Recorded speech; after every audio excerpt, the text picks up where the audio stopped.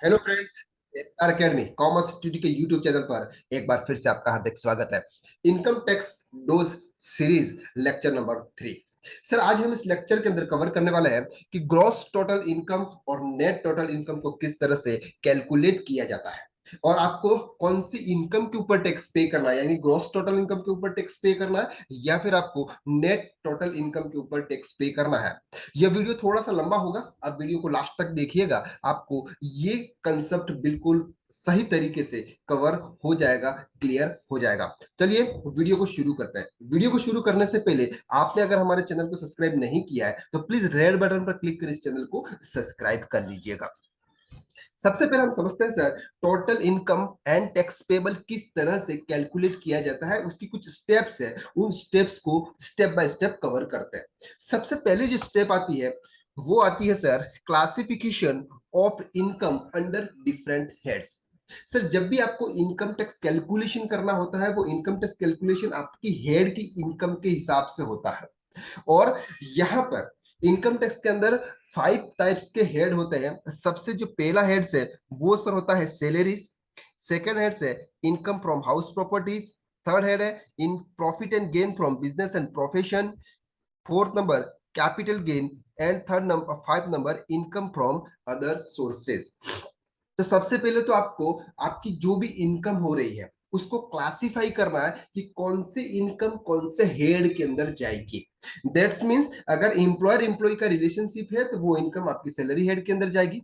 अगर सर आपको बैंक से इंटरेस्ट मिल रहा है, यानी कि आपका कोई बिजनेस नहीं है, आप कोई जॉब नहीं कर रहे हैं और आपको एक्स्ट्रा इनकम हो रही है, that's called income from other sources. तो इस तरह से इनकम टैक्स के अंदर 5 हेड्स है। इन 5 हेड्स में हमारी जितनी भी इनकम होती है ये कवर होती है।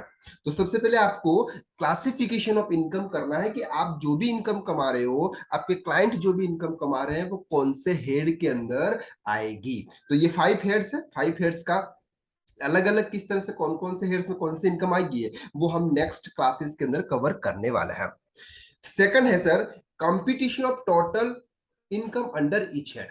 ये बहुत इंपॉर्टेंट होता है सर। हमने अभी अभी देखा कि 5 हेड्स होता है। अभी हमने देखा सिर्फ 5 हेड्स होते हैं, एवरी हेड का अलग अलग कैलकुलेशन होता है। अब अगर हम यहां पर बात करें sir, income is to be computed in accordance with the provision govern particular head of income. यहां पर हम बात कर रहे हैं sir, particular head of income. Particular head of income का मतलब होता है कि एक सर अगर आप सैलरी की बात कर रहे हैं तो सैलरी के चार्जिंग सेक्शन अलग है, कुछ एग्जामेशन आपको वहां पे मिलते हैं, कुछ डिडक्शंस आपको वहां पे मिलते हैं। तो एक ग्रॉस सैलरी इनकम आती है, इसमें से हम कुछ डिडक्शंस माइनस करने के बाद हमारी नेट इनकम आती है। तो इस तरह से आपकी नेट इनकम कहां से आएगी, सैलरी से आएगी। नेट इनकम हाउस प्रॉपर्टी से आएगी। नेट इनकम बिजनेस से आएगी। नेट इनकम कैपिटल गेन से आएगी। और net income income from other sources से आएगी। यानी कि एवरी हेड्स की नेट इनकम को हम क्या करते हैं सर, कंप्यूट करते हैं। एवरी हेड की नेट इनकम को हम कंप्यूट करते हैं। एग्जाम्पशन क्या है, there are certain incomes, sir कुछ ऐसे incomes which are fully exempt from income tax, जो पूरी तरह से एग्जेम्प्टेड होती है, जिसके ऊपर कोई टैक्स नहीं लगता है, जैसे in agriculture income. This income excluded and वो not part of the total income. Sir ऐसी इनकम को हम क्या करते हैं, हमारी इनकम के अंदर कैलकुलेट नहीं करते हैं, उसको पार्ट मानते ही नहीं है। यानी कि जो टैक्सेबल इनकम होगी उसी का हम कैलकुलेशन करेंगे। Also some income आज partially exempt from income tax। Sir कुछ ऐसी इनकम्स होती है जो पार्शली टैक्सेबल होती है, पार्शली एग्जेम्प्टेड होती है। जैसे हम बात करते हैं सर सैलरी के अंदर हाउस हाउस रेंट अलाउंसेस, जिसकी हम बात कर रहे हैं सर, हाउस रेंट अलाउंसेस आपको एचआरए मिल रहा है और अगर आप एक्चुअल में रेंट पे कर रहे हैं तो एचआरए का आपको एग्जाम्पशन मिलता है। जो फिक्स एचआरए है उसमें से कुछ अमाउंट माइनस करके जो फिगर बचता है इसके ऊपर आपको टैक्स पे करना होता है। That's called exemption. तो एवरी हेड वाइज आपको एग्जेम्पशन मिलता है। हेड वाइज एग्जाम्पशन मिलने के बाद उन हेड्स की नेट इनकम आती है और इन नेट इनकम्स को हम क्या करते हैं sir, calculate. Deduction, there are deduction and allowances prescribe under each head of income. For example, while calculated income from house property, municipal tax and interest on loan are allowed as a deduction। Sir यहाँ पर deductions अभी हम जो बात कर रहे हैं, कि आपकी एवरी हेड से जो भी इनकम होती है उसमें से कुछ रिडक्शंस मिलते हैं। जैसे यहाँ पर एग्जांपल दिया है कि हाउस प्रॉपर्टी की आपकी जो भी इनकम होगी और हाउस प्रॉपर्टी के लिए आपने जो लोन लिया हुआ है और उसका जो इंटरेस्ट पे कर रहे हो उसका डिडक्शंस आपको सेक्शन 24B के अंदर इनकम फ्रॉम हाउस प्रॉपर्टी के अंदर मिलता है। तो ये डिडक्शंस माइनस करने के बाद उसकी नेट इनकम आती है। तो एवरी हेड की नेट इनकम हम कैलकुलेट करेंगे। एवरी हेड की नेट इनकम हम कैलकुलेट करेंगे। स्टेप नंबर 3, ये 3 है, क्लबिंग ऑफ इनकम और spouse minor child act. Sir आपने क्या कर दिया, क्लासिफिकेशन ऑफ इनकम कर दिया। एवरी हेड्स की सभी इनकम, जो भी आपकी हेड्स की इनकम हो रही है उसका अलग अलग हेड वाइज आपने कैलकुलेशन, एग्जम्पशन, डिडक्शंस देके नेट इनकम आपने एवरी हेड वाइज निकाल ली। अब क्या कर दिया सर आपने, clubbing of income of spouse and minor child. In case of individual income tax is levied on slab system on total income. Sir ये हमारे स्लैब सिस्टम के हिसाब से होता है, जिसकी ज्यादा इनकम होगी उसको ज्यादा टैक्स पे करना पड़ा, यानी कि प्रोग्रेसिव नेचर का टैक्स है income tax. As the income increase the applicable rate of tax increase, some taxpayer in the higher income bracket have to tendency to divert some portion of their income to their spouse minor child act in minimizing their tax burden। Sir कुछ persons क्या करते हैं, जिनके tax burden ज्यादा आता है, यानी उनकी उनकी ज्यादा इनकम होती है, वो कुछ पार्ट अपने इनकम का अपने स्पाउस या फिर अपने माइनर चाइल्ड के अंदर ट्रांसफर कर देते हैं, ताकि अपनी इनकम क्या हो जाती है सर, कम हो जाती है। तो ये क्लबिंग ऑफ इनकम स्पाउस और माइनर चाइल्ड है, ये एक बड़ा चैप्टर है जो हम आगे नेक्स्ट वीडियो के अंदर कवर करने वाले हैं। तो स्टेप बाय स्टेप हमारे सर वीडियोस इस सीरीज के अंदर आने वाले हैं। ओके, देन सेट ऑफ और कैरी फॉरवर्ड ऑफ लॉसेस। इसके बाद सर आपको क्या करना है, set of and carry forward of losses करना है। अगर प्रीवियस ईयर के कोई लॉस थे, आपको इस ईयर में सेट ऑफ करना है। अगर इस ईयर के जो लॉस है वो किसी और के सामने सेट ऑफ नहीं हो रहे हैं, तो उसको आपको नेक्स्ट ईयर कैरी फॉरवर्ड कर देना है। An SSC may have a different sources of income under the same head of income. He may have profit from one sources, loss from other. For instance, any SSC may have profit from textile business, loss from printing business. The loss can be set off against the profit of textile business to arrive the net income chargeable under the head profit gains for business and profit। Sir कहने का मतलब यहाँ पर है कि एक head के अंदर अगर आपका एक बिजनेस के अंदर लॉस हो रहा है, दूसरे बिजनेस के अंदर प्रॉफिट हो रहा है, तो दोनों को आप सेट ऑफ कर सकते हो। दोनों को आप सेट ऑफ कर सकते हो। एक हेड से अगर आपको लॉस हो रहा है, प्रीवियस अलग हेड से, नेक्स्ट हेड से आपको इनकम हो रही है, तो हेड वाइज भी सेट ऑफ हो सकता है, जो आगे चैप्टर्स होगा set of and carry forward of losses. तो हम क्या करते हैं सर, सेट ऑफ अगर हो सकता है तो सेट ऑफ करेंगे, और अगर कैरी फॉरवर्ड हो जाएगा तो हम इसको कैरी फॉरवर्ड करेंगे। ये किसकी बात हो रही है सर, लॉस की बात हो रही है। एंड लास्ट है सर हमारे पास में competition of gross total income. अब से ग्रॉस टोटल इनकम कैसे आती है, क्योंकि हम, हमारा जो थंबनेल है वो भी यही है कि सर आप ग्रॉस टोटल इनकम कैसे कैलकुलेट करेंगे। तो यहाँ पर ये आपकी 5 स्टेप्स थी। सबसे पहली स्टेप क्लासिफिकेशन ऑफ इनकम। इसके बाद second step sir net income, every head की नेट इनकम आपको फाइंड करनी है।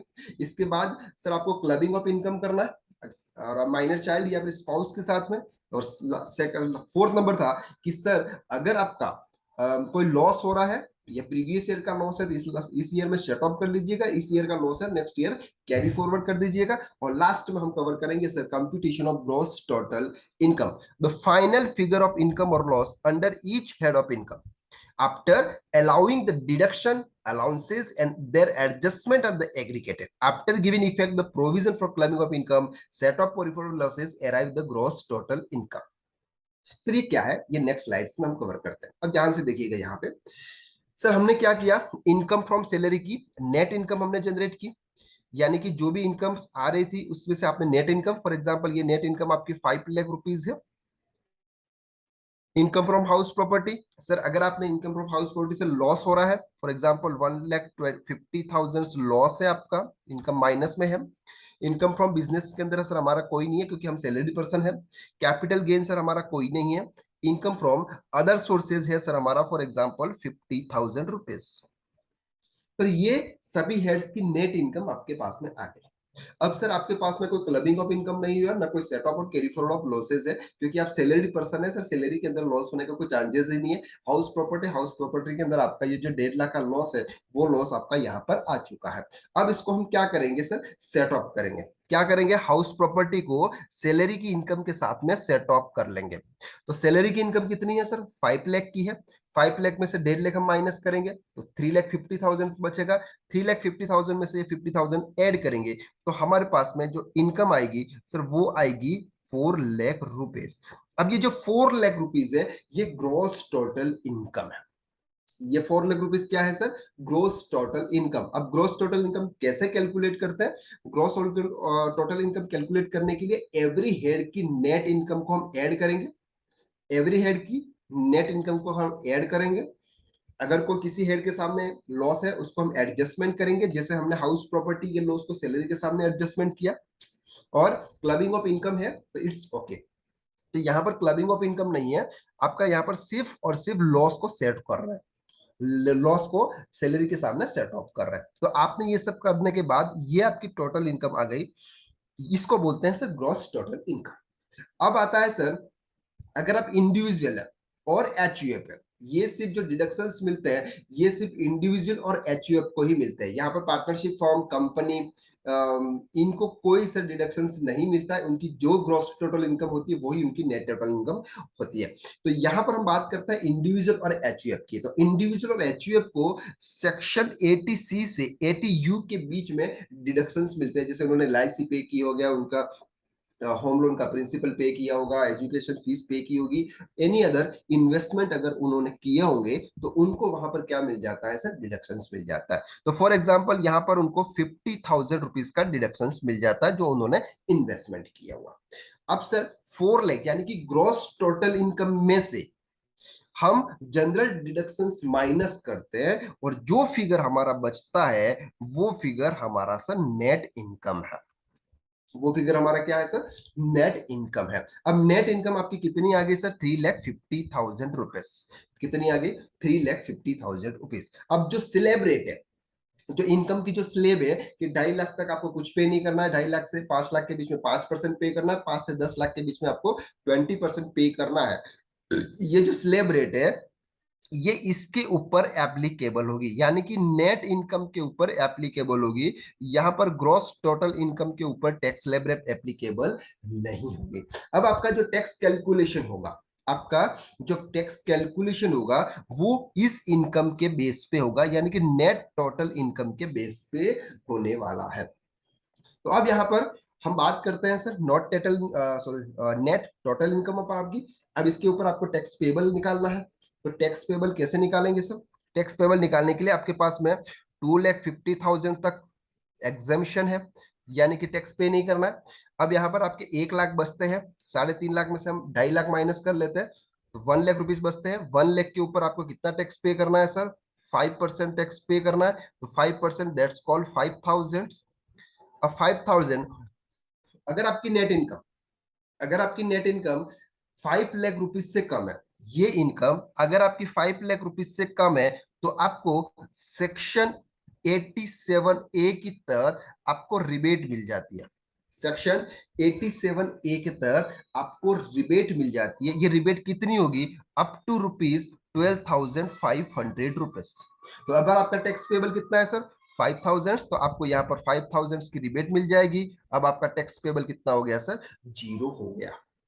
कितना हो गया, 0 हो गया। अब यहाँ पर एक इंपॉर्टेंट चीज लास्ट में रह जाती है सर, वो ये है कि अगर आपकी नेट इनकम, अगर आपकी नेट इनकम 5 लाख रुपीज से ऊपर है, यानी कि 5,10,000, आपकी नेट इनकम कितनी है सर, 5,10,000 है, तो आपको ये जो सेक्शन 87A का जो रिबेट मिलता था 12,500 रुपीज का, ये रिबेट अब आपको यहाँ पे नहीं मिलेगा। ये रिबेट कब मिलता है, जब आपकी इनकम अप टू ₹5 लाख तक है। तो सर यहाँ पर आपको टैक्स पे कैसे कैलकुलेशन होगा, अगर आपकी इनकम 5,10,000 है तो इसके ऊपर कैलकुलेशन कैसे करेंगे सर, 2,50,000 टू 5,12,500 एंड 10,000 का 20% यानी कि 2,000। 2,000 आपका कितना हो जाएगा सर, यहाँ पे ये 2,000, तो ये हो जाएगा सर 14,500 500 रुपीज। अब इसके ऊपर 4% एजुकेशन सेस और ये लग जाएगा, तो इसका जो अमाउंट होगा वो ऐड होगा और यहाँ पर ये टैक्स पेबल हो जाएगा।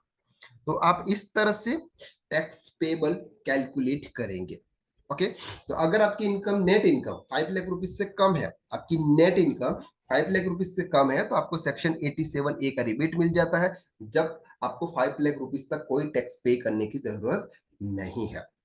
तो आई होप्स कि आपको ये समझ में आ गया होगा कि ग्रॉस टोटल इनकम और नेट टोटल इनकम किस तरह से कैलकुलेट करते हैं और नेट इनकम के ऊपर आप किस तरह से टैक्स का कैलकुलेशंस करते हैं। अगर आपको ये वीडियो पसंद आया हो, अच्छा लगा हो, आपको कुछ सीखने मिला हो, तो प्लीज इस वीडियो को लाइक कीजिएगा, सब्सक्राइब कीजिएगा और शेयर जरूर कीजिएगा, ताकि आप जैसे फ्रेंड्स, आपकी जो फ्रेंड्स, आपके जो रिलेटिव्स है, वो भी इस वीडियो को देखकर नॉलेज प्राप्त कर सकें।